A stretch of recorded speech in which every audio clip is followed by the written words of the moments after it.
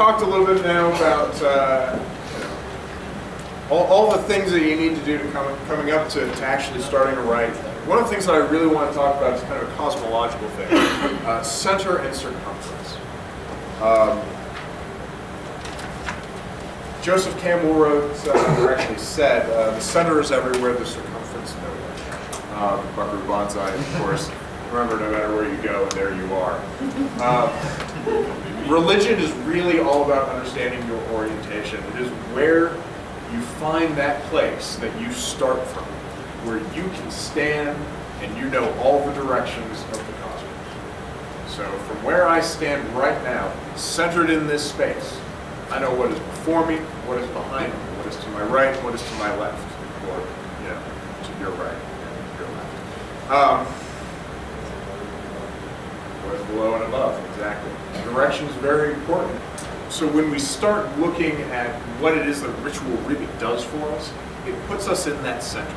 And a lot of people don't really understand how to find that center. So we'll come back around to that in a moment. What I want to talk about is the center of place. Places that are sacred generally have something that's called purific, or the appearance of the sacred, where the sacred has broken through the veil between sacred and profane, manifested itself in this place, and thus made this place sacred. If you look at something like New Grange, for instance, that is a very visual idea of the breaking through of the sacred. When the sun rises on that day in winter solstice? Yes, well, yeah, it's 2 weeks on either side. Yeah, well, around the winter solstice, when the sun rises and breaks through, that creates a sacred space. And that's sacrality, I guess. The sacredness of that space continues through. So when you go there and it's not that first day of winter, it is still a sacred place because the sacred is broken through, it is manifested, and it has stayed there. This happens very often, it's very common in wild places. You'll find it very often. And it can be artificially created as well, though it's unlikely to be easy. I know that the stone circle in Tucson was created essentially through drawing. You walk down one morning, and there was the sun rising up over the mountain. On the equinox, yeah. And it made that space sacred, where you were standing at that time. It became a place of holy revelation. That is how a lot of these places are created. And by constantly opening and closing, this is my opinion, constantly opening and closing the gates, calling on the gods, having experience of the sacred in a artificial space that you have created makes it sacred. This is not the only way that things can be made sacred. There are other ways as well, and like I said, some artificial ways. But what happens then is at that place, and at that time, you can have the center that is formed, and from there, you can see the orientation that you have with the rest of the world. I can, having been in a similar place before myself, I can imagine that when you saw that, the cosmos made sense, correct? And that's the kind of feeling that you get when you stand there in one of these sacred places. Suddenly there was a forward and a behind. Yes. Suddenly there was a right and a left that hadn't been there before. The other thing about these sacred spaces and these centers is that the center is different. It is something that is other than what was there before, or what is there in a place that is similar. So a mound in the ground is not the same thing as New Grange. New Grange has its special sacrality. It has that special centerness. Non-homogeneity is the easy way, I guess, to say that it is different than all other spaces. But this center is special. It is also non-unique and unique. So just because you have found your center, just because a space is centered for you, does not mean that it is centered for everyone else. It also does not mean there can't be other centers. We polytheists like to say there are as many centers as you can possibly imagine, and we stand at the center of each of them. When we stand in a grove, each of us forms our own axis mundi. Each of us becomes a center, and we are together a center as well. I guess it was a couple of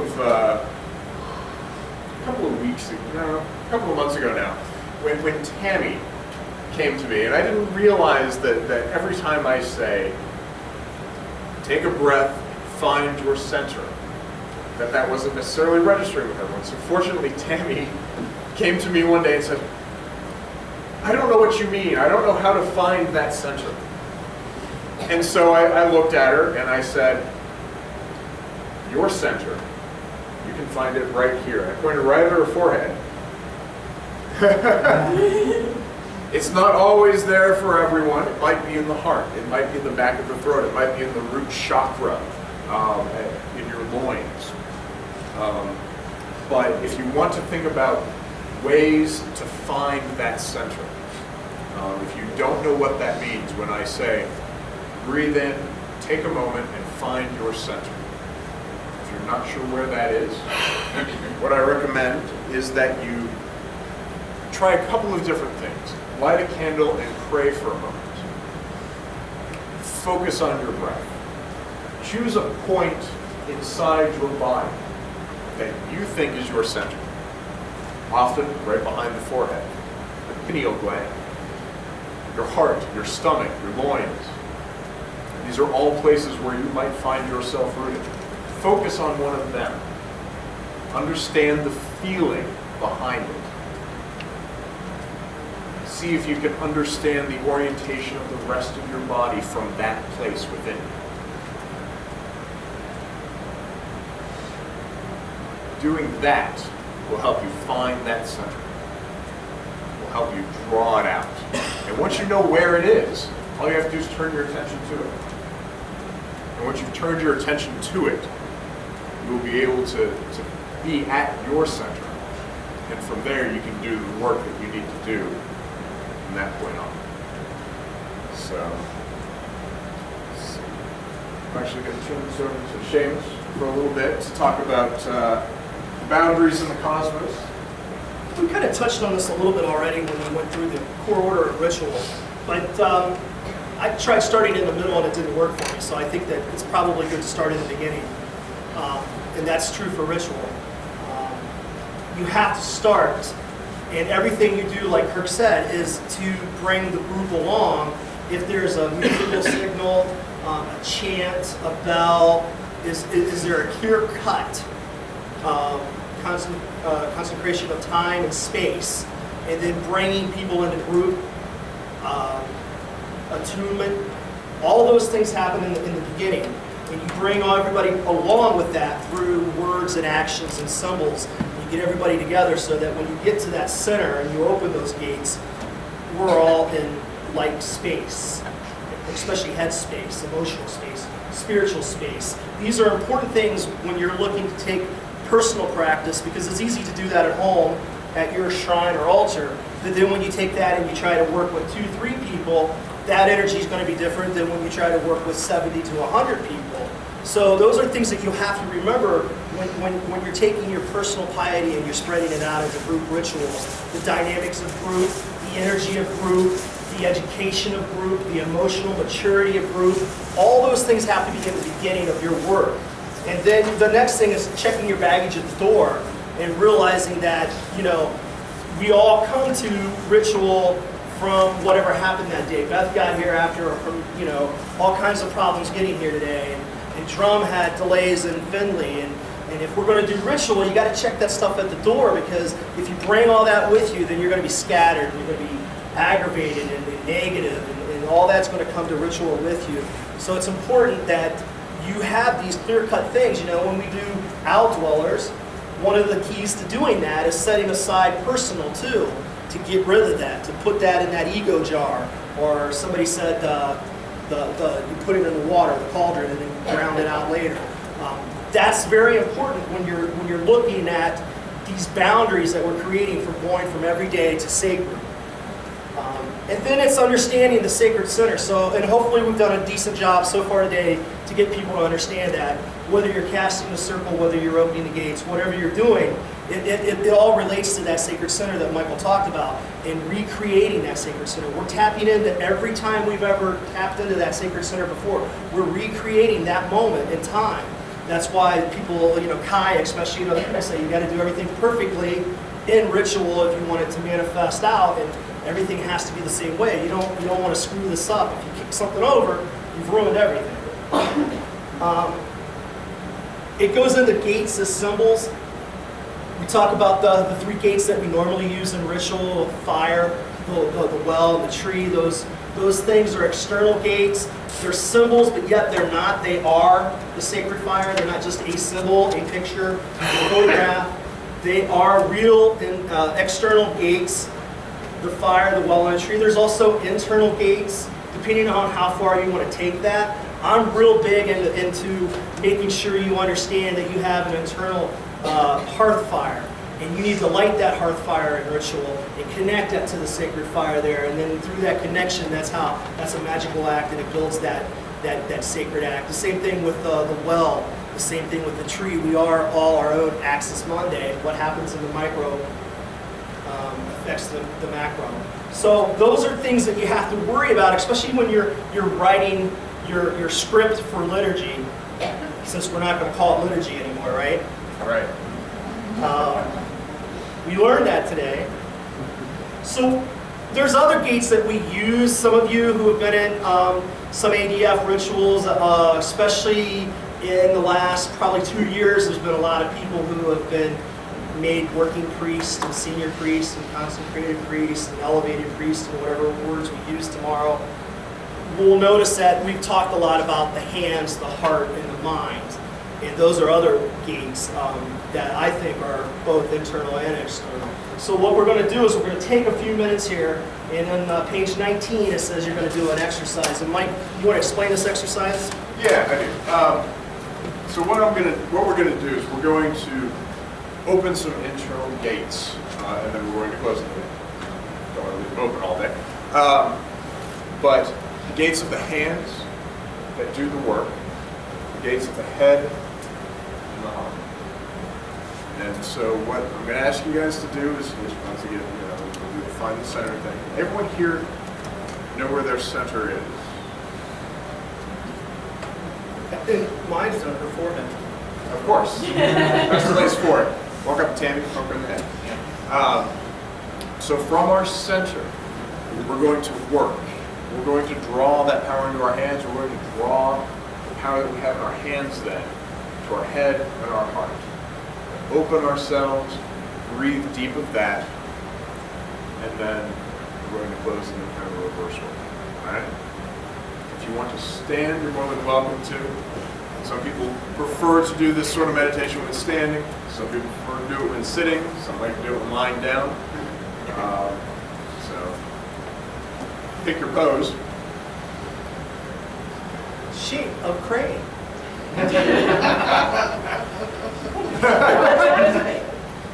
All right. So, children of earth, breathe deep. Find your center. That space within you where you know the ways. That space within you where you know the world and your own focus. Breathe deep and feel that center as it opens within you. Feel that center as it focuses, as it draws you in. Feel that center and let it hold you in place in the cosmos. Feel that center now. Place your hands before you. With your right, turn it over your left. And spin the hands, one above the other. And from your center, reach out and begin to open center between your hands. For we have not only one center, but many. And feel your hands begin to grow with energy. Begin to grow with your will. Begin to grow with the work that you know you can do. When you are comfortable with that energy, pull your hands apart and palm up. Let the gates of your hands be open. Feel the energy you hold in your palms. Feel it as it runs down your arms. And take your right hand and place your forefinger on your forehead, and your left hand, and place your forefinger on the back of your head. Feel the energy as it runs through. Feel the energy as it kindles a fire. First, glowing embers, then exploding into flame. This is the fire in your head, the fire that orders the creativity of the world. And feel that fire in your head open as a gate. Now, take your hands from your head and hold them palm up again. Feel the energy that rushes through them. Feel the energy in your head. And take both hands and place them now upon your chest. Feel again the energy running between your hands into your heart, into that space within you where the waters well up, where the waters draw forth, where the waters cool and mix and mingle with one another. And let the gate of the waters within you open and flow free. Again, place your hands before you, palm up. Feel the gate of the hands where the work is done. Feel the gate of the head where creativity is channeled. And feel the gate of the heart where the waters of chaos and cosmos flow free and bright. These three gates are within you always. These three gates are open wide when you need them. For creativity, for inspiration, for fertility and joy, and for the work that we do each day. Now, as you have sensed these gates, let us begin to close them within us. Place your hands again upon your chest and feel the waters as they recede, but leave all drenched and wet. Place your fingers upon your head again and feel the flame as it subsides, leaving all warm, all touched by that fire. And hold your hands before you again. Place your right over your left and spin in the other direction. And as you do, feel the gate of the hands begin to dissipate. Feel the center that was there begin to slide away. And feel the power of the kindreds once again upon your hands as you bring your palms together and close the gate of the hands. Come back to your center within you. Breathe deep. Be in yourself. Wiggle your toes and your fingers. Shift your weight. And know that as we do work today, our hands are blessed with these gates. Our minds are sparked by the fire, and our hearts well up with the waters of the earth. So be it.